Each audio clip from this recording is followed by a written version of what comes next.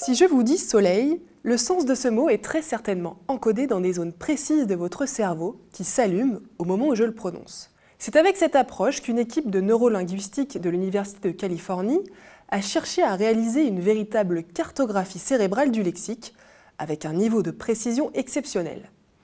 Dans une étude publiée dans Nature cette semaine, 7 sujets ont écouté pendant 2 heures des histoires vraies issues d'une célèbre émission de radio américaine. Grâce à une technique d'imagerie fonctionnelle très sensible et à un traitement informatique des données, ils ont pu proposer une projection corticale du lexique des participants.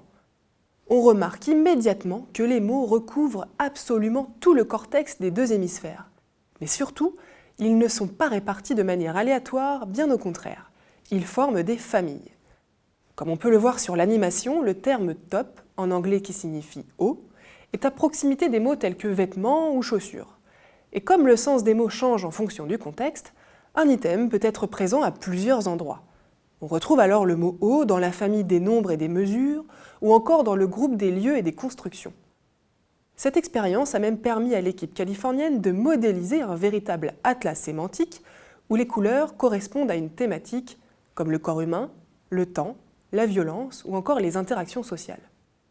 Cet atlas virtuel est disponible en ligne pour celles et ceux qui auraient envie d'explorer plus en profondeur la façon dont notre cerveau organise les mots, leur sens et donc notre pensée.